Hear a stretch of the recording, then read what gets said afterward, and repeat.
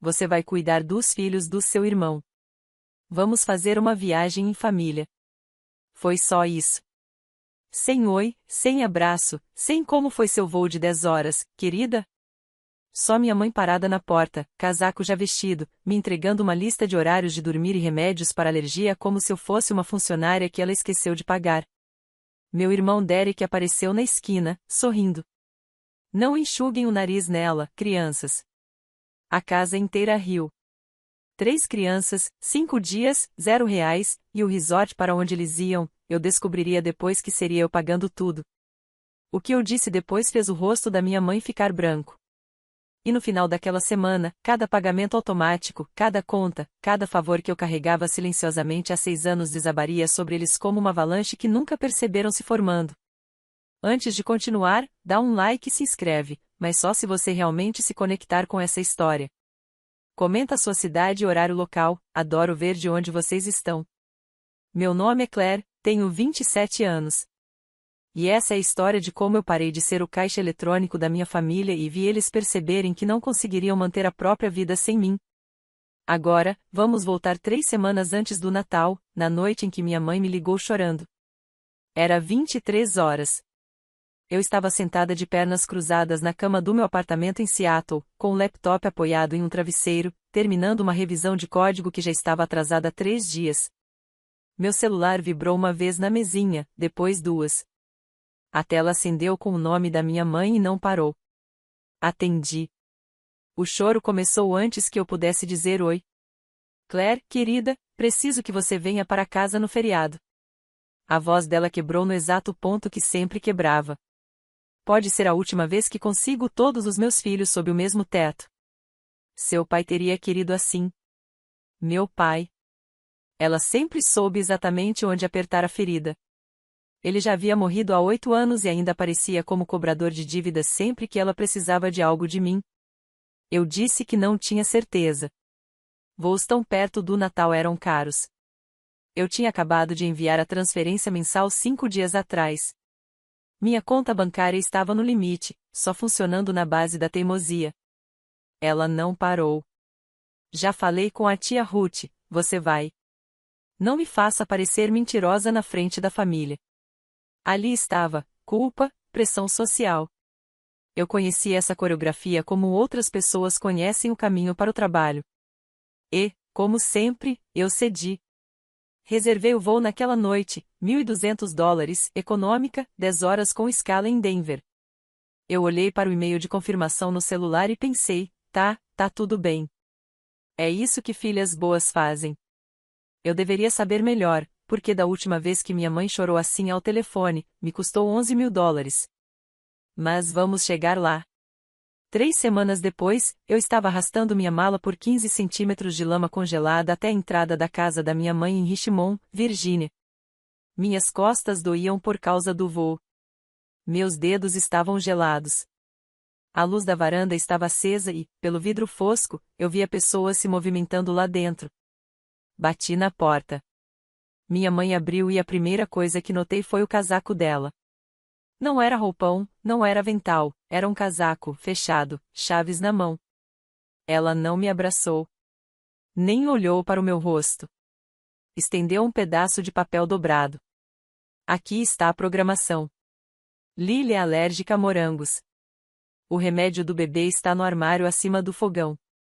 O número do pediatra está na geladeira. Ela olhou o relógio. Precisamos sair em 20 minutos para o jantar. Foi então que Derek apareceu no corredor. Polo de resort, óculos de sol empurrados para a testa em dezembro. Aquele sorriso, o mesmo que ele tinha desde criança, que sempre significava, ele ia falar algo às minhas custas e todos iam rir. Não enxuguem o nariz nela, crianças. Os 3 filhos dele vieram correndo pelo corredor. Lily, 5 anos, agarrando minha perna. O do meio, 3 anos, passando correndo direto por mim. E o bebê, de 18 meses, gritando nos braços da Megan.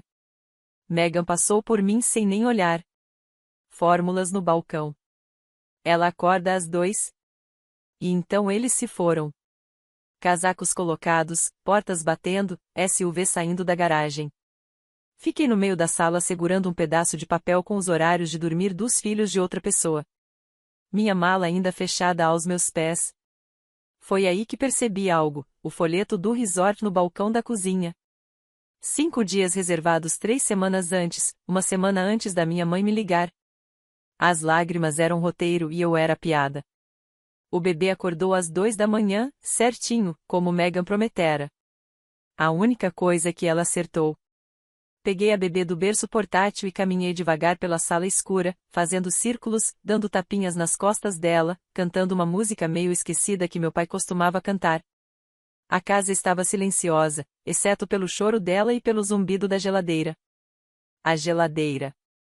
Parei na frente dela. Sob os ímãs e os cardápios de delivery, havia fotos, formatura do Derek na faculdade, casamento do Derek, toda a família na praia no último 4 de julho, Derek, Megan, os filhos, minha mãe, até a tia Ruth no canto com o chapéu de sol. Eu não estava em nenhuma. Fiquei lá por muito tempo, balançando o bebê, olhando cada foto como se tivesse me perdido em alguma. Não tinha. Meu celular vibrou no bolso de trás, notificação do banco. Troquei o bebê de braço e olhei. Cobrança, $4.800. Coastal Breeze Resort and Spa. Cartão de crédito da minha mãe, aquele que eu pago todo mês. O mesmo cartão que ela acabará de usar para reservar férias em um resort que eu nem fui convidada. Algo gelado deslizou pelo meu peito. Não era tristeza, era algo mais cortante. Sentei no sofá com o bebê adormecido no meu ombro e abri o aplicativo do banco. Comecei a rolar a tela. Transferência de aluguel, $1.400. Pagamento automático do seguro, $200. Fatura do cartão de crédito, variável, mas nunca menos de $300. Continuei rolando. Cada vez mais fundo. 6 anos de transações. Eu nunca tinha parado para somar tudo. Acho que parte de mim tinha medo de fazer isso. O bebê respirava devagar e quente contra meu pescoço. A casa estava perfeitamente silenciosa. Naquela noite, não dormi. Não por causa do bebê, mas porque abri uma planilha e comecei a contar. Para entender o que aconteceu depois, você precisa entender como cheguei até aqui. E isso significa voltar ao dia em que meu pai morreu. Eu tinha 21 anos, recém-formada. Ainda sem emprego, só o diploma e o plano de me mudar para a costa oeste e recomeçar. Meu pai, Richard Fielding, um homem quieto que consertava cortadores de grama na garagem e me chamava de Kido até o dia em que morreu, teve um ataque cardíaco numa terça-feira de manhã. Na quarta, ele se foi. No funeral, choveu tanto que mal dava para ouvir o pastor. Derek estava ao lado da Megan, que estava com 6 meses de gravidez da Lily. Ele chorava. Minha mãe chorava. Todo mundo chorava. Eu também chorei. Mas lembro de ter observado o rosto da minha mãe e visto algo por trás da dor, algo calculista. Ela me puxou de lado na recepção. Claire, você é a forte. Derek tem uma família para se preocupar. Eu só tenho você agora. Eu tinha 21 anos. Não sabia que aquela frase era uma coleira. Consegui meu primeiro emprego 2 meses depois. Nível básico. O salário mal cobria aluguel e comida. No primeiro mês, minha mãe ligou. Não consigo pagar o aluguel esse mês, querida. Só dessa vez. Eu mandei $1.400. E depois mandei de novo no mês seguinte, e no outro, por 6 anos. Sem uma única vez falhar. Não uma vez em 72 meses. Minha mãe pediu dinheiro para o Derek. Não quando ele comprou uma caminhonete nova 6 meses depois do funeral do nosso pai. Não quando ele e a Megan fizeram um cruzeiro de aniversário. Não quando ele trocou a TV por uma tela de 70 polegadas. Engraçado como forte sempre significava quem paga. O último Natal parecia que seria diferente. Eu disse isso a mim mesma no avião para Richmond. Até acreditei. Comprei presentes para todo mundo. Presentes de verdade. Um cachecol de cachemir para minha mãe. Um conjunto de blocos de madeira pintados à mão para as crianças, $60. Uma boa garrafa de bourbon para Derek, porque eu ainda tentava, sempre tentava. O presente que recebi foi uma toalha de banho embrulhada em jornal. Nem era jornal bom. Era aquele encarte de supermercado. Eu ainda podia ver o cupom de $2 para coxas de frango espiando na dobra. Peguei de última hora, disse minha mãe alegremente. Você é tão difícil de presentear. Eu sorri. Claro que sorri.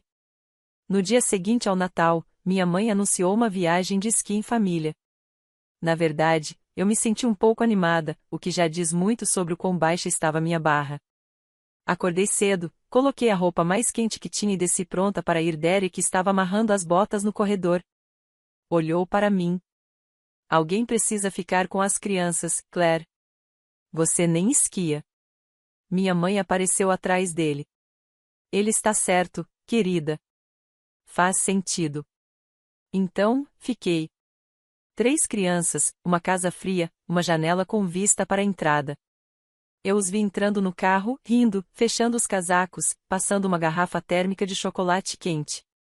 Megan se virou e acenou discretamente para mim através do vidro, daquele jeito que você acena para o recepcionista do hotel. Quando eles voltaram naquela noite, cheirando a pinho e ar gelado, ninguém perguntou como tinha sido meu dia. Derek apenas olhou em volta da sala e disse: a casa ainda está de pé. Bom trabalho. Esse foi o primeiro ano. Eu disse a mim mesma que não aconteceria de novo.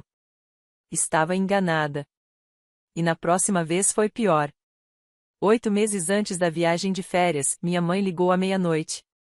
Não era a hora usual do teatro da culpa. Era pânico de verdade. Ou pelo menos eu pensei que fosse. Claire, os canos estouraram. Tem água por toda parte. O chão da cozinha está arruinado. Não sei o que fazer. Ao fundo, algo pingava. Talvez água, talvez performance. Na manhã seguinte, transferi $11.000. Quase tudo da minha reserva de emergência. Comi arroz e feijão enlatado por 3 semanas. Disse a mim mesma que valia a pena. Minha mãe precisava de mim e eu era forte. 2 semanas depois, Derek postou fotos nas redes sociais. Uma festa de aniversário dele, na casa da minha mãe. E lá, brilhando atrás do bolo e dos convidados arrumados, estava uma cozinha novinha, ilha de granito, pendentes, backsplash azulejo Subway, tudo. A legenda dizia: minha mãe se superou este ano. Fiquei olhando aquela foto por 10 minutos. Depois mandei mensagem para minha mãe: achei que os canos estouraram. Ela respondeu rápido, como se já esperasse a pergunta. Estouraram. Mas como já estávamos consertando, aproveitei e dei um upgrade na cozinha. Família precisa de uma cozinha bonita. Claire, só $11.000. Mais tarde, encontrei a fatura real do encanamento escondida em uma gaveta durante uma visita, $612 para consertar o cano. Os 10.388 restantes foram para a reforma da cozinha, sobre a qual eu nunca fui consultada, nunca fui convidada a aproveitar e nunca recebi agradecimento. Família precisa de uma cozinha bonita. Ela continuava usando essa palavra. Família. Acho que não significava o que ela pensava. Ou talvez significasse exatamente o que ela pensava. Família significava eu pagando silenciosamente para sempre. Apaguei a conversa. Não disse uma palavra. Foi a última vez, até não ser. 3 meses antes de voar para casa no feriado, Megan me enviou um print por acidente. Era uma terça à tarde. Eu estava no almoço, rolando as mensagens, quando uma notificação apareceu de Megan, o que já era estranho porque Megan e eu quase não conversávamos. Existíamos na mesma família do jeito que estranhos existem no mesmo vagão de metrô. O print mostrava um grupo chamado Fielding Fan. Eu nunca tinha visto aquilo antes. Eu não estava nele. 4 membros, minha mãe, Derek, Megan e tia Ruth. Minha mãe tinha escrito: Claire é tão dramática. Às vezes peço um favorzinho e ela age como se eu estivesse destruindo a vida dela. Derek respondeu: ela só gosta de se sentir importante. Megan, lol. Tia Ruth, emoji de risada. Li aquilo 4 vezes. Depois coloquei o celular com a tela para baixo na mesa e fiquei olhando para a parede. Um favorzinho. É assim que minha mãe chamava. $1.400 por mês, $11.000 para uma cozinha, seguro do carro para um irmão que nem me dava uma xícara de café. Um favorzinho. E o grupo da família inteiro comentando isso. O grupo da família não me incluía, mas meu pagamento mensal incluía a conta do celular da minha mãe. Eu pagava pelo telefone que ela usava para falar de mim pelas minhas costas. Megan nunca comentou o print. Talvez nem tivesse percebido que tinha me encaminhado ou simplesmente não ligasse. Mas eu guardei. Tirei um print do print e coloquei numa pasta no celular. Na hora, não sabia por quê. Parecia instinto, como guardar um recibo que você pode precisar depois. No fim das contas, meu subconsciente já estava montando um caso. Voltando àquela primeira noite sozinha na sala da minha mãe. O bebê dormia no sofá, entre dois travesseiros. Lily e o do meio estavam no quarto antigo do Derek. A casa estava silenciosa, e o brilho do laptop era a única luz no ambiente. Eu estava nisso há 3 horas, transação por transação, mês por mês. Extratos bancários desde agosto, 6 anos atrás, o primeiro envio de $1.400. Quando a planilha ficou pronta, eu apenas sentei ali. Aluguel, 1.400 multiplicação 72 meses igual a $100.800. Seguro do carro do Derek, 200 multiplicação 72 meses igual a $14.400. Faturas do cartão de crédito, $16.800 em 6 anos. E isso era só o que eu tinha registrado até ali. Provavelmente havia cobranças que eu tinha esquecido. A reforma da cozinha, $11.000. Total no final da tela, em negrito automático por causa do formato da célula, $143.000. Eu paguei $143.000 para uma família que nem coloca minha foto na geladeira. Olhei para o número. Depois olhei para o bebê dormindo. Depois olhei para a entrada vazia. Em algum lugar numa praia, minha família estava comendo coquetel de camarão em uma conta que apareceria no cartão que eu ia pagar. E aqui estava eu, sentada numa sala escura com uma planilha que me mostrava exatamente o quanto eu era invisível e exatamente quanto custava essa invisibilidade. Peguei meu celular, digitei uma mensagem para Nora, minha melhor amiga desde a faculdade, a única pessoa que já me perguntou: Claire, quanto você está realmente enviando para eles? Preciso da sua ajuda e quero que seja honesta comigo. Ela me ligou 7 minutos depois. A primeira coisa que disse foi algo que eu precisava ouvir há 6 anos. Claire, você deu a eles uma casa. Foi a primeira coisa que a Nora disse. Nem olá, nem o que aconteceu. Ela olhou para a planilha que eu compartilhei na tela do FaceTime. Por uns 30 segundos, não disse nada. Eu conseguia ver os olhos dela passando linha por linha nos números, do jeito que ela lê tudo, como uma mulher que conta coisas para viver e ela realmente faz isso. Nora é contadora, daquelas boas, que percebe erros que todo mundo torce para ninguém notar. Eu estava sentada no chão do banheiro da minha mãe, porta trancada, ventilador ligado para os filhos não acordarem. Você deu a eles o sinal de uma casa, Claire, e eles nem te deram um lugar à mesa. Tentei rir. Saiu errado. Ela continuou, ela chama isso de ajudar. Ajudar é levar compras. Ajudar é cuidar das crianças num sábado. Isso aqui apontando para a tela, isso é subsidiar o estilo de vida inteiro deles. O aluguel da sua mãe, o seguro do carro do seu irmão, o cartão dela. Claire, você sabe tudo que está no seu nome? Eu não sabia. E isso me assustou mais do que o número na planilha. Nora me guiou: puxa seu relatório de crédito agora mesmo. Confere todos os pagamentos automáticos ligados à sua conta. E Claire, você é consignatária de alguma coisa? Eu pausei. O contrato de aluguel. Minha mãe me pediu para coassinar quando se mudou depois que meu pai morreu. Ela disse que era só formalidade. Nora ficou em silêncio de novo. Aquele silêncio que ela tem quando está brava, escolhendo cada palavra. Se ela deixar de pagar, isso afeta seu crédito. Você sabe disso, né? Eu não respondi. Não sabia disso. Não realmente. Não do jeito que importava. Vamos passar por tudo hoje à noite, disse ela. E assim foi. Eram 3 da manhã quando puxei meu relatório de crédito. Nora ficou na linha o tempo todo, me guiando pelas telas enquanto eu me sentava no piso frio, encostada na banheira. 2 contas de cartão de crédito que eu reconhecia. Uma conta conjunta que eu tinha aberto anos atrás e esquecido. Um contrato de aluguel coassinado, exatamente como eu tinha contado para Nora. E então, um terceiro cartão de crédito, aberto há 14 meses. Usuária autorizada, Patricia Fielding. Saldo, $3.200. Fiquei olhando para a tela. Nora, eu não abri isso. Eu sei que não. Você nunca assinou nada. Nunca autorizou que ela estivesse nesse cartão. A voz da Nora ficou cuidadosa, como alguém lidando com vidro. Claire, isso não é só descuido financeiro. Adicionar um usuário autorizado e acumular saldo sem consentimento, isso pode ser considerado fraude, mesmo entre familiares. Ela é minha mãe e abriu um cartão no meu nome sem pedir. Essas 2 coisas podem ser verdadeiras ao mesmo tempo. Abri os extratos.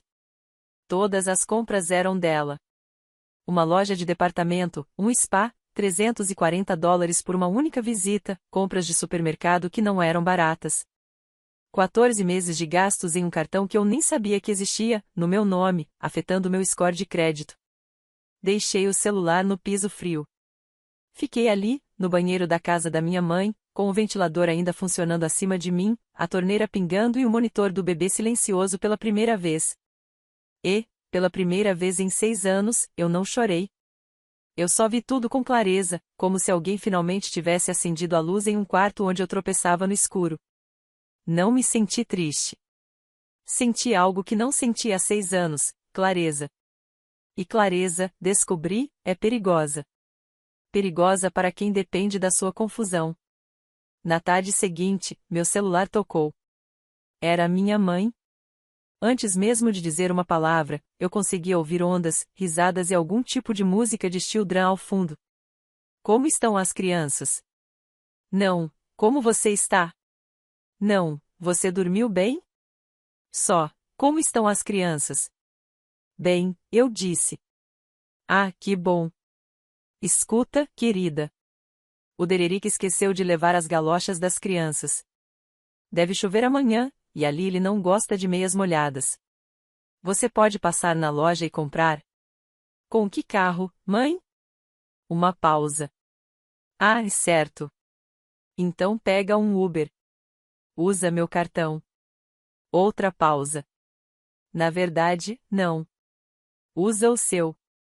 Eu te pago de volta. Ela nunca me pagaria de volta. Nunca tinha pago nada em 6 anos. A voz do Dererick veio ao fundo, alegre e casual, como se estivesse falando sobre o tempo. Diz para ela pegar a marca boa, não essas baratas. Olhei para meu laptop, ainda aberto no balcão da cozinha. A planilha brilhava do outro lado da sala, $143.000, mais os 3.200 que eu descobri às 3 da manhã, mais os 4.800 do resort. O número ainda crescia, mesmo agora, enquanto eu segurava o telefone. Claro, mãe. Desliguei. Não fui à loja.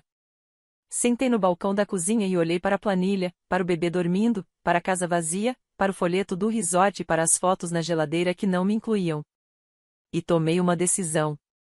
Aquela foi a última vez que disse claro, mãe, e realmente quis dizer.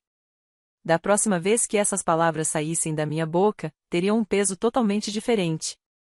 Naquela noite, depois que as crianças foram dormir, liguei para Nora de novo. Dessa vez, não estava sentada no banheiro. Estava no balcão da cozinha da minha mãe, aquele balcão de $11.000, com o laptop aberto e uma caneta na mão. O que você quer fazer? Nora perguntou. Pensei. Pensei de verdade. Não a versão brava, não a versão chorona, a versão clara. Quero parar de me enganar, achar que eles vão mudar. Nora ficou quieta.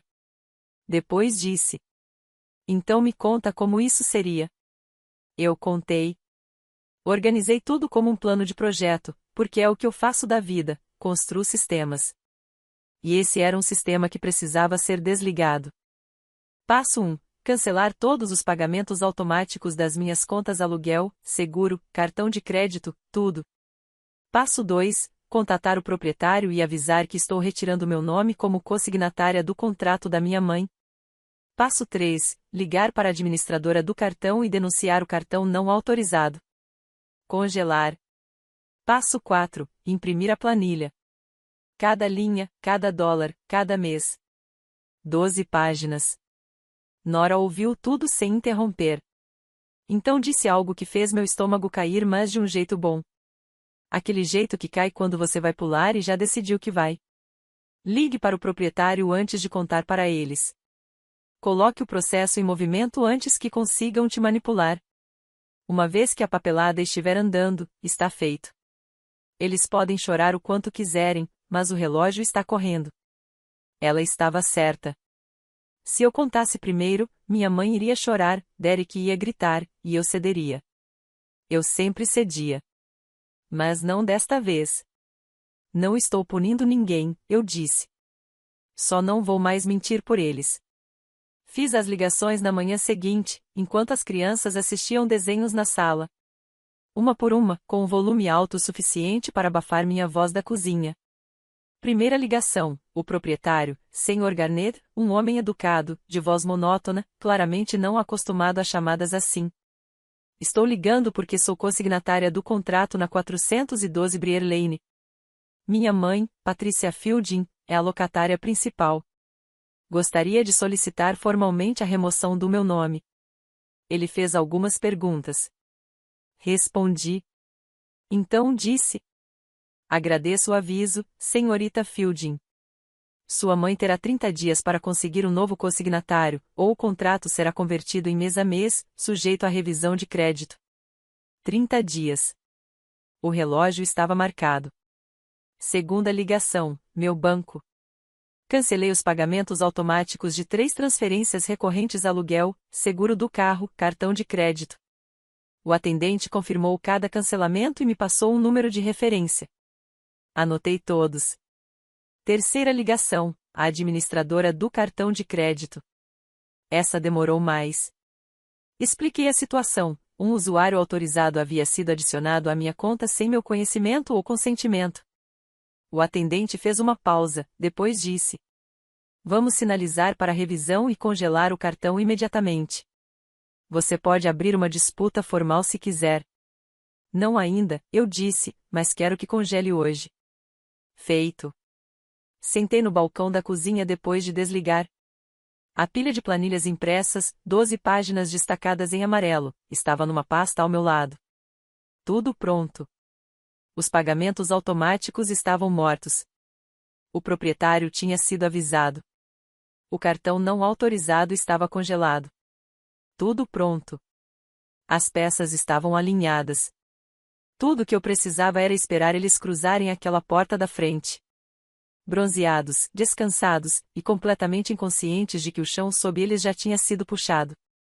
Naquela última noite, Lily se enroscou no meu colo no sofá. Ela estava de pijama, com os pequenos astronautas, e cheirava a shampoo de bebê e biscoitos. Enfiou o rosto no meu ombro e disse: tia, por que você não vem nas viagens com a gente? Tenho que trabalhar, querida. Ela se afastou e me olhou do jeito que crianças de 5 anos olham quando vão repetir algo que ouviram de um adulto. O papai disse que você não faz nada importante. O quarto inclinou-se por um segundo. Abracei Lily com mais força e não respondi. Acolhi-a na cama, beijei sua testa e voltei para a cozinha, onde meu celular carregava ao lado da pasta Manila. E então, pela primeira vez desde que tudo começou, eu quase desisti. Peguei o telefone e liguei para Nora. Já passava da meia-noite em Seattle, mas ela atendeu no segundo toque. Eu estava chorando, de verdade. Aquele choro feio, daqueles que eu não me permitia há anos. E se eu estiver errada, sussurrei. E se isso destruir tudo? Nora não hesitou. Claire, você pagou $143 mil. Eles te chamaram de dramática num grupo que você nem estava. Sua mãe abriu um cartão de crédito no seu nome. Isso não é amor, isso é um sistema. E você é o motor que eles se recusam a manter. Pressionei o calcanhar da mão contra os olhos e respirei fundo. Não estou fazendo isso para machucá-los, disse. Eu sei que você está fazendo isso para parar de se machucar. Desliguei, limpei o rosto, olhei para a porta do quarto da Lily, fechada e silenciosa. Na manhã seguinte, ouvi os pneus no cascalho, o carro entrando na entrada. Percebi que minhas mãos não tremiam mais. Eles entraram pela porta da frente como um carro alegórico que ninguém pediu. Malas rolando, pele bronzeada, vozes altas. Minha mãe usava óculos de sol novos. Dererick carregava uma sacola da loja de presentes do resort. Ninguém disse obrigado. Ninguém perguntou como tinham sido os 5 dias. Patrícia passou por mim, olhou rapidamente para a cozinha. A casa está limpa, disse, e depois, sem se dirigir a ninguém em particular, alguém trouxe as sobras do resort? Megan pegou o bebê no colo e a examinou como um mecânico olhando sob o capô. Ela comeu o suficiente? Está mais magrinha. Ela comeu tudo que estava no cronograma que você deixou, respondi. Megan não disse nada. Apenas seguiu para o berçário. Derek jogou as chaves sobre o balcão. A casa ainda está de pé. Nada mal, irmã. Mesma frase do ano passado. Mesma risada. Então minha mãe se virou para mim com a autoridade casual de alguém dando uma última tarefa a um concierge de hotel. Ah, Claire, antes que eu esqueça, você pode passar na lavanderia e pegar a roupa do Derek? Ele tem um evento hoje à noite. Olhei para ela. Olhei de verdade. Não. A palavra pairou na cozinha como uma pedra quebrando uma janela. Minha mãe piscou. Dererick parou no meio do passo. O quê? Disse Patrícia. Não, respondi, mas preciso falar com todos hoje à noite. Depois do jantar. 3 segundos de silêncio. 3 segundos inteiros. Eu contei na minha cabeça. Sobre o quê? Perguntou Dererick. Sobre dinheiro. O rosto da minha mãe mudou por um instante, algo rápido passou pelos olhos e sumiu antes de se formar completamente. Então ela sorriu, aquele sorriso tenso que usa quando já está reescrevendo a narrativa. Alguém está dramático de novo. Tudo bem, falaremos depois do jantar. Ela não tinha ideia do que estava por vir. Nenhum deles tinha. O jantar era a especialidade da minha mãe. O jantar era um assado com purê de batatas, vagem e uma torta da padaria que ela sempre jurava ter feito sozinha. Ela cozinhou tudo na cozinha nova. Minha cozinha. Aquela de $11.000. A conversa girava inteiramente em torno do resort. Patrícia contava a história de um garçom que havia derramado uma bebida perto da mesa deles. Dererick mostrava fotos no celular, a piscina, o pôr do sol, um prato de patas de caranguejo. Megan folheava seu próprio álbum e aproximava a tela de mim. Olha essa aqui. As crianças iam adorar. As crianças que estavam comigo enquanto eles estavam lá. Eu não disse nada. Comi minha comida. Esperei. Minha mãe percebeu, claro. Ela sempre percebia quando o ambiente não estava organizado do jeito que ela queria.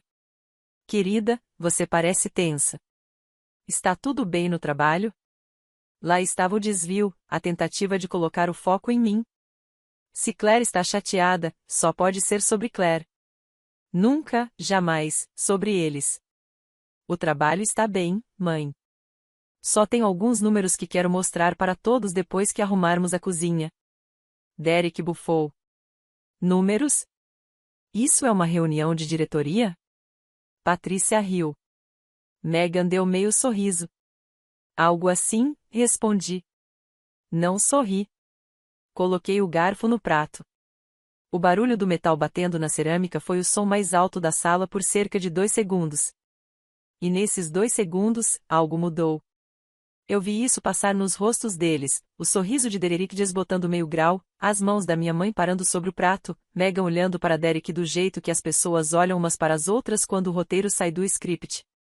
Esperei até que a louça fosse retirada, até que as crianças fossem dormir, até que não houvesse mais para onde fugir e nada para distraí-los. Então abri meu laptop. Minha mãe não é uma mulher estúpida. Manipuladora, sim. Se sente no direito, absolutamente. Mas estúpida, não. Enquanto eu colocava as crianças na cama, ela fez uma ligação. Eu sei porque a ouvi sussurrando no corredor quando voltei para a cozinha. Ela tinha a mão sobre a boca, como se estivesse protegendo a chama de uma vela. Ruth, você pode vir aqui? A Claire está agindo estranho. Acho que vai fazer uma cena. 20 minutos depois, a campainha tocou. Tia Ruth, irmã mais nova do meu pai, 52 anos, daquelas mulheres que levam assados para toda crise e opiniões para qualquer conversa, estava na varanda com seus óculos de leitura e um cardigan pesado. Ela abraçou minha mãe primeiro, depois se virou para mim com aquele olhar particular, metade pena, metade desconfiança, o mesmo que usava sempre que minha mãe chegava antes dela. Claire, sua mãe me disse que você está chateada com alguma coisa. Seja o que for, vamos conversar como família. Minha mãe apareceu por trás do ombro da Ruth, enxugando o olho com um lenço. Viu? Até a Ruth está preocupada com você, querida. Ela chamou reforços, claro que sim.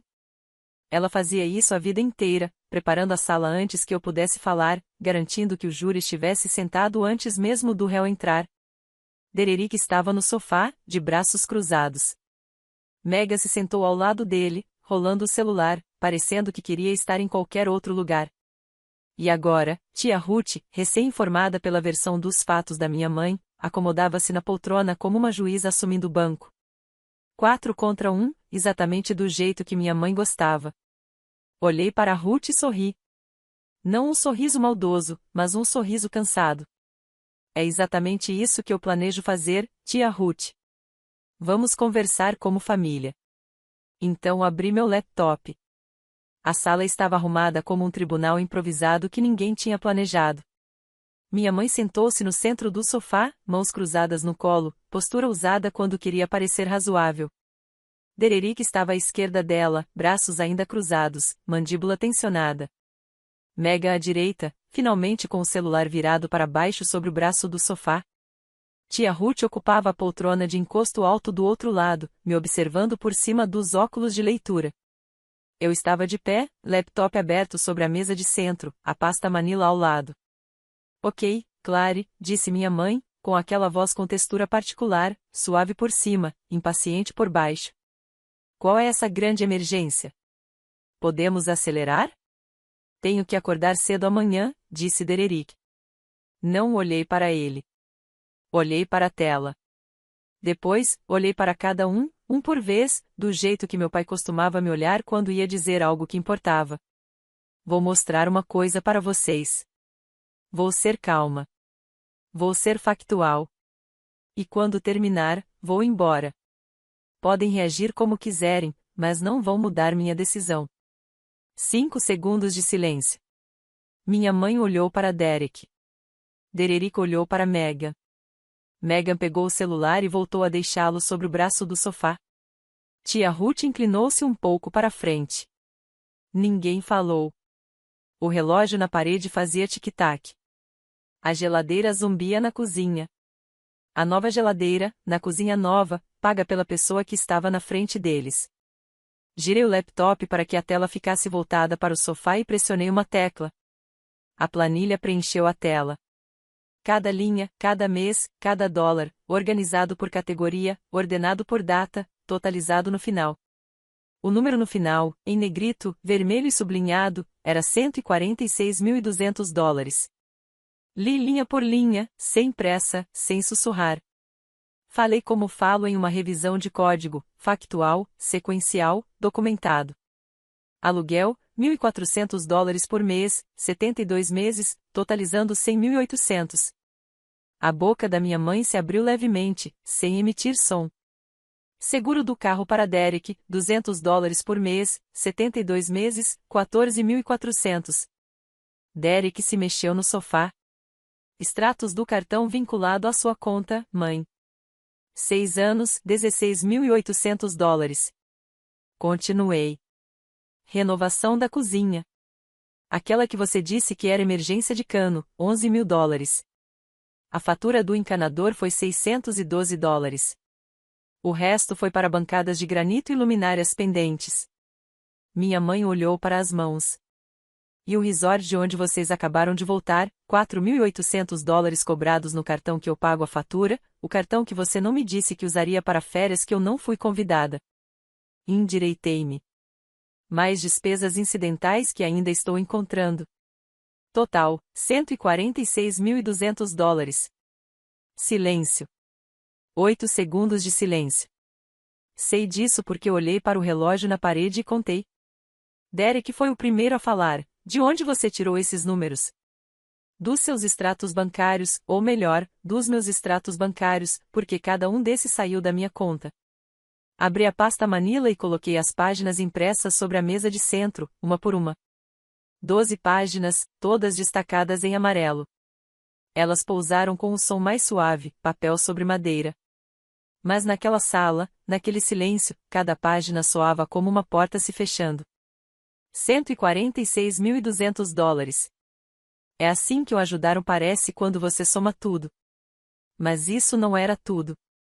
Observei os olhos da minha mãe subirem das páginas impressas, algo novo por trás deles. Não culpa, medo. Há 14 meses, alguém abriu um cartão de crédito no meu nome. Eu estava listada como titular da conta. Um usuário autorizado foi adicionado, Patricia Fielding. Olhei para minha mãe. Eu não assinei nada. Não concordei com isso. O saldo desse cartão era de $3.200. A mão de Patrícia foi ao pescoço. Era só para emergências, Clary. Peguei os extratos. Nordstrom, $218. Um dia de spa, 340. Compras de supermercado, mas nada barato, bifes orgânicos, queijos importados. Pausei. Isso não é emergência. Isso é um estilo de vida. No meu crédito. Tia Ruth se virou para minha mãe. O rosto dela havia mudado. A pena havia desaparecido. Patty, isso é verdade? Você abriu um cartão no nome dela. Não é o que parece. E mais uma coisa, disse, pegando o celular, abrindo a pasta e mostrando a tela para todos verem. A captura de tela, o grupo de WhatsApp. Fielding fã, 4 membros, não 5. Li em voz alta, firme e neutra, Claire é tão dramática às vezes. Peço um pequeno favor e ela age como se eu estivesse destruindo a vida dela. Isso foi você, mãe? Continuei rolando, ela só gosta de se sentir importante. Deixe ela. Olhei para Derek. Foi você. O rosto de Derek ficou vermelho do pescoço para cima, como tinta sendo derramada. Meg encarava o chão, como se o carpete tivesse uma porta secreta para desaparecer. Tia Ruth tirou os óculos devagar, como quem percebe que leu a página errada de um livro muito longo. Patty, disse baixinho, você abriu um cartão no nome dela. Minha mãe começou a chorar. Não o tipo de choro suave, mas alto, performático, a versão que sempre funcionava antes, a que fazia todos na sala correrem para ela e esquecerem do que estavam irritados. Não posso acreditar que minha própria filha está fazendo isso comigo, disse, a voz falhando nos lugares ensaiados. Depois de tudo que eu sacrifiquei criando vocês sozinha, seu pai ficaria devastado. Lá estava, o Coringa. Ela jogava como sempre jogava, como um as guardado na manga para emergências. Dererick se levantou. Você está fazendo isso sério nas férias? O que há de errado com você? Quer medalha por ajudar sua própria família? Megan murmurou do sofá, isso é tão desconfortável. E depois ficou em silêncio. Ainda espectadora, ainda observando de trás do vidro. Minha mãe se virou para tia Ruth, os olhos molhados, o queixo tremendo. Ruth, diga a ela. Diga que ela está sendo ingrata. Mas Ruth não disse nada para mim. Ela estava olhando para a planilha, passando o dedo pelas linhas destacadas, os lábios se movendo, fazendo contas na cabeça. Então ergueu o olhar. Não para mim. Para Patrícia. Patty, disse com cuidado, mas firme. A voz de quem acabou de fazer a conta e não gostou do total. $146.000 não é ajudar. E o cartão de crédito? Não você também, minha mãe sussurrou. As lágrimas ainda rolavam, mas algo por trás delas havia mudado. Ela não estava triste. Ela estava perdendo. Eu fiquei completamente imóvel. Não discuti. Não me defendi. Deixei os números sobre a mesa e as palavras pairando no ar. Deixei a verdade fazer o que a verdade faz quando você para de se desculpar por ela. Minha mãe chorava, meu irmão gritava, mas eu ainda nem tinha contado a pior parte. Levantei uma mão, apenas um pouco, palma aberta. A sala ficou em silêncio, não porque me respeitassem, mas porque algo na minha postura havia mudado e eles podiam sentir. Não estou pedindo nada de volta, disse. Não estou processando ninguém. Não estou aqui para punir. Só estou dizendo o que já aconteceu. Dererick sentou-se lentamente. A partir de ontem, todos os pagamentos automáticos das minhas contas para as suas foram cancelados.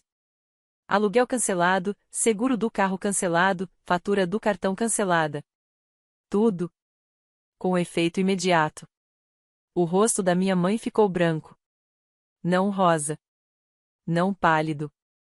Branco. Eu avisei seu senhorio, Sr. Garnett, que estou removendo meu nome como consignatária do contrato. Vocês têm 30 dias para encontrar um novo consignatário ou o contrato passa para mês a mês, sujeito à análise de crédito. Derek se inclinou para a frente. Você não pode fazer isso. Já fiz, Derek, há 2 dias. E o cartão de crédito que foi aberto no meu nome sem meu consentimento, disse, olhando para minha mãe. Congelado. O saldo está sob análise. E então a sala parou. Não quero dizer que ficou quieta. Eu quero dizer que parou. Como um relógio que para, como um coração que falha, como um filme que congela no frame que muda tudo. 10 segundos. Ninguém respirou. Ninguém se moveu. A mão da tia Ruth foi ao peito.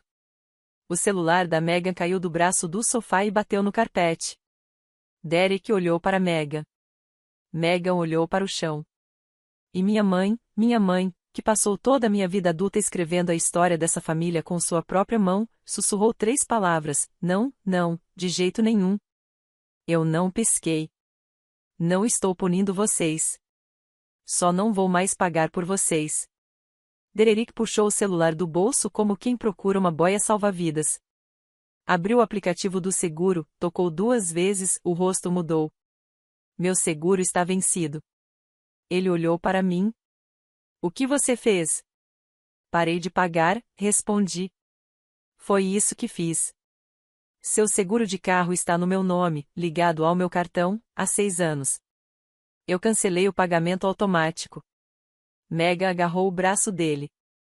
Derek, o pediatra na terça. Não podemos levar as crianças sem seguro. Não podemos. Cala a boca, Megan. Derek se virou para mim, a voz baixa e tensa. Liga de novo, Clary. Não, Derek. Liga de novo. Não, você liga no seu nome com o seu dinheiro, do jeito que qualquer homem de 31 anos com 3 filhos e uma caminhonete faria com o próprio seguro de carro. Ele se levantou. Por um instante, pensei que ia gritar. Gritar de verdade, não da forma performática. Mas ele não gritou. Ficou ali, o celular numa mão, a boca abrindo e fechando como alguém tentando formar uma frase que não existe. Isso é loucura, ele finalmente disse. Você está louca. Tenho 27 anos. Estou pagando seu seguro de carro desde que você tinha 25. $200 por mês durante 6 anos. $14.400. E você nunca perguntou de onde vinha. Essa foi a frase que pegou. Não o número. E então, nunca vi antes, vi meu irmão me olhar e não ter absolutamente nada a dizer. Megan já estava no celular, pesquisando algo, provavelmente cotações de seguro. O primeiro dominó caiu, mas o maior ainda estava de pé. A voz da minha mãe saiu fina, esticada, como um fio prestes a se romper. Claire, se você tirar seu nome do contrato, eu não consigo me qualificar sozinha. Meu crédito, não vai dar. Ela parou, engoliu em seco. Vou perder a casa. Olhei para ela, a mulher que me alimentou de culpa por 6 anos, que me ligava chorando para me fazer embarcar no avião, que me entregava horários de babá antes de me dar um copo de água. Nunca foi sua casa, mãe. Era minha. Eu só deixei você viver nela. Ela se virou para Ruth. Ruth, por favor, fale com ela. Ela vai me colocar na rua. A tia Ruth estava completamente imóvel. Ficou em silêncio desde a planilha, desde o cartão de crédito, desde o grupo de mensagens. Mas agora falou, e sua voz tinha um tremor que eu nunca tinha ouvido antes. Pat, eu não fazia ideia de que ela estava pagando tudo isso. Você me disse que estava se virando sozinha. Me disse que a Clarice só ajudava com o supermercado de vez em quando. Você está administrando $146.000, Pat. Isso não é administrar. Isso não é supermercado. Ruth fez uma pausa. Levantou o queixo. Os olhos molhados, mas firmes. Se meu irmão estivesse vivo. Ela parou. A sala esperou. Seu irmão ficaria envergonhado de como você tratou a filha dele.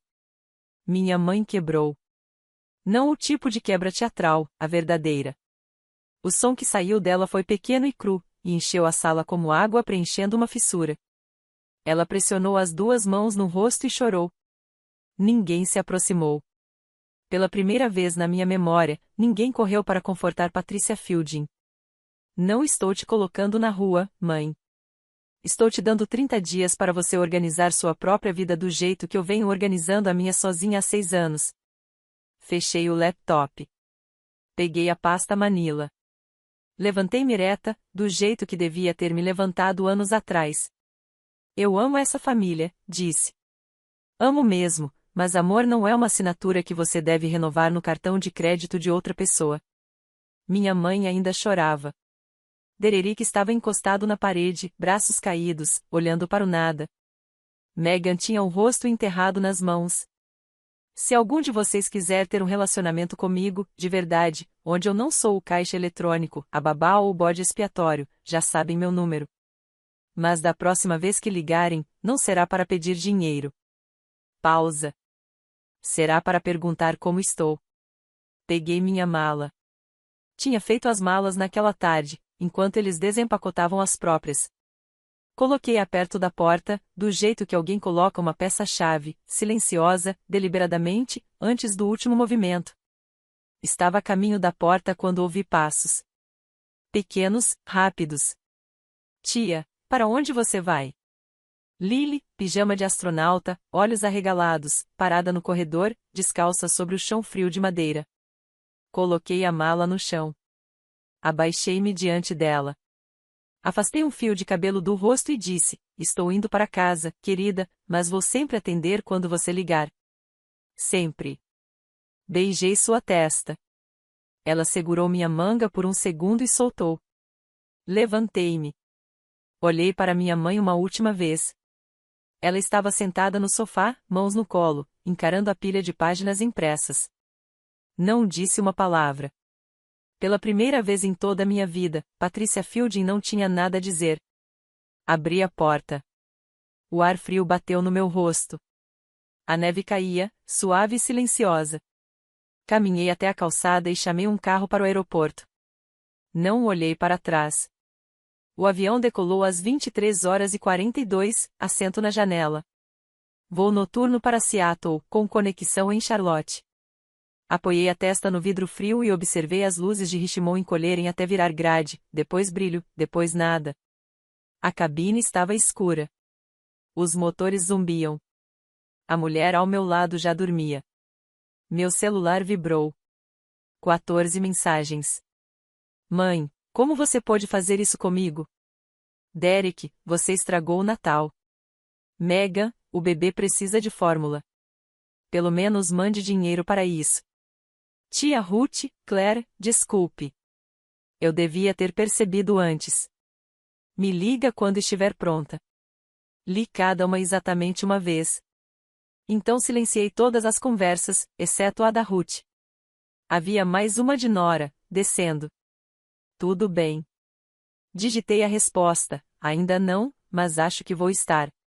Coloquei o celular no modo avião e fiquei ali no escuro por um longo tempo. O capitão fez um anúncio sobre o clima em Charlotte. Uma comissária passou pelo corredor com um carrinho silencioso. Pedi um ginger ale. $5. $5 para mim, sem consultar minha conta, sem calcular se podia pagar depois da transferência do aluguel, do pagamento do seguro, da fatura do cartão. Tomei um gole e percebi que era a primeira coisa que comprava para mim mesmo em 6 anos sem fazer contas na cabeça sobre as contas de outra pessoa. Era só um ginger ale, mas tinha gosto de começo de algo novo. As mensagens continuavam chegando. Eu sabia que chegariam. De manhã, a voz da minha mãe ocuparia minha caixa postal, passando por todas as fases: raiva, culpa, negociação, mais culpa. Derek ficaria em silêncio. Megan pediria dinheiro mais uma vez, porque era a única língua que ela sabia falar. Mas a 10.600 metros de altura, nada daquilo podia me alcançar. Uma semana depois, chuva em Seattle. Eu estava de volta à minha mesa, à minha rotina, no apartamento que de repente parecia diferente. Não porque algo dentro dele tivesse mudado, mas porque tudo fora dele havia mudado. Tia Ruth me ligou na quarta-feira com novidades. Ela não fofoqueava, relatava no mesmo tom calmo e factual que eu tinha usado naquela sala de estar. Minha mãe havia recebido uma carta formal do Sr. Garnett, 30 dias para encontrar um novo fiador ou o contrato se tornaria mensal, com aluguel mais alto, sujeito à análise de crédito. Patrícia estava ligando para todos os parentes que conseguia lembrar, pedindo para alguém, qualquer um, se tornar fiador. Ninguém aceitou. A notícia se espalhou. O número se espalhou. $146 mil tem um jeito de encerrar discussões antes mesmo que comecem. Dererick passou 3 dias sem seguro de carro. Pegava Uber para levar os filhos ao pediatra. Quando finalmente comprou a própria apólice, o prêmio era mais caro do que eu vinha pagando. Ele não tinha histórico independente, nenhum registro limpo em seu nome. Tinha 31 anos e estava comprando seguro de carro pela primeira vez. Megan ligou para a própria mãe e pediu para passar uma semana com ela. Estresse, disse. O cartão de crédito não autorizado foi congelado. O saldo de $3.200 estava em disputa. Minha mãe teria que responder por cada gasto. Nada de mais dias de spa. Nada de compras em lojas de departamento. Não mais em meu nome. E eu? Verifiquei minha conta na sexta-feira do jeito que sempre fazia. Mas o número no final era diferente. Pela primeira vez em 6 anos, tinha $3.800 sobrando no fim do mês, não 200, não 47, 3.800. Isso é quanto minha vida custa quando eu paro de pagar a deles. 2 semanas depois, uma tarde de domingo, meu telefone tocou. Mãe, pensei quase não atender. Fiquei olhando para a tela por 4 toques, vendo o nome dela brilhar contra a chuva cinza de Seattle lá fora. No 5º toque, atendi. A voz dela estava diferente, mais suave. Aquele tipo de suavidade que ela usa quando está preparando algo. Claire, querida, estive pensando. Talvez eu nem sempre tenha sido justa com você. Esperei. Aprendi a esperar. Sinto muito se você se sentiu magoada. Se. Aquela palavrinha, 2 letras que transformam um pedido de desculpas em acusação. Ela não estava arrependida pelo que fez. Estava arrependida de eu ter tido a ousadia de sentir algo sobre aquilo. Mas você precisa entender, continuou, depois que seu pai morreu, eu não tinha ninguém. Você era tudo que eu tinha. Mãe, eu disse, eu não era tudo que você tinha. Você tinha Derek. Você tinha a tia Ruth. Você tinha um emprego. Você me escolheu. Não porque eu fosse a única opção, mas porque eu era a única que não diria não. Uma longa pausa. Eu podia ouvir sua respiração, depois mais suave. Então, isso significa que você vai ajudar com o aluguel? Só até eu me recompor. Lá estava, escondido no pedido de desculpas como um anzol dentro de um verme. A ligação inteira, a voz amolecida, o talvez eu não tenha sido justa, tudo levando a uma coisa só. Não, mãe. Isso significa exatamente o que eu não vou mais fazer. Silêncio. Depois, a voz dela caiu, fria, dura, despida de qualquer pretensão. Você vai se arrepender. A ligação caiu. Eu coloquei o telefone no lugar, olhei para a chuva. Não chorei. Não liguei para Nora. Não senti culpa. Apenas senti. 2 meses depois, numa manhã de sábado em Seattle, acordei às 8, não por um alarme, não por uma ligação, nem por uma mensagem dizendo pode enviar ou preciso ou só dessa vez. Acordei porque a luz passou pelas cortinas e meu corpo decidiu que era hora. Fiz café, French press, grãos bons, aquele pacote de $12 que eu vinha namorando há semanas e finalmente comprei porque podia. Sentei-me à mesa da cozinha e fiz algo que não fazia há 6 anos em um sábado de manhã, nada. Nada de transferências bancárias, nada de culpa, nada de cálculos mentais sobre quais contas venciam e se sobraria dinheiro para comprar mantimentos. Meu telefone vibrou. Face time. Tia Ruth. Atendi. Ela estava na sala dela, óculos de leitura, uma caneca na mão. Parecia cansada, mas clara. Conversei com sua mãe, disse. Disse que ela precisa de ajuda. No mínimo, orientação financeira. Ela também não está feliz comigo agora. Sinto muito, tia Ruth. Não precisa. Eu devia ter prestado mais atenção. Acreditei quando ela disse que estava se virando. Ruth fez uma pausa, depois disse algo que eu não sabia que precisava ouvir. Clary, seu pai teria orgulho de você. Não porque você parou de dar, mas porque finalmente você se valorizou. Coloquei a mão sobre a boca. As lágrimas vieram, mas eram diferentes dessa vez. Não o tipo queimante, e sim aquele tipo que surge quando algo pesado finalmente se levanta. Nora estava à mesa do outro lado, mordendo uma fatia de torrada. Ela havia vindo para o brunch, como fazia na maioria dos sábados agora. Encontrou meu olhar e sorriu. Bem-vinda à sua vida, Fielding. Ela estava te esperando. Eu costumava pensar que ser uma boa filha significava dizer sim para tudo, que cada não era uma traição. Que o amor vinha com pagamento mensal e, se eu parasse de enviar, eu deixaria de importar. Eu estava errada. Minha mãe e eu não conversamos muito hoje em dia. Ela manda mensagens às vezes, curtas, geralmente sobre o tempo ou alguma receita que viu na TV. Ela não pediu dinheiro. Não sei se isso é crescimento ou estratégia. Espero que seja crescimento, mas parei de precisar saber. Derek não ligou. Nenhuma vez. Às vezes penso na Lily. Nos pijamas de astronauta dela. Na forma como ela segurou minha manga. Mando cartões de aniversário com vale-livro dentro. Não sei se ela recebe. Mega me mandou uma mensagem mais ou menos um mês depois que saí. O bebê precisa de fórmula. Você pode ajudar com isso? Eu respondi com o número de telefone do WIC e um link para inscrição. Ela nunca respondeu. A tia Ruth liga todo domingo, sem falta.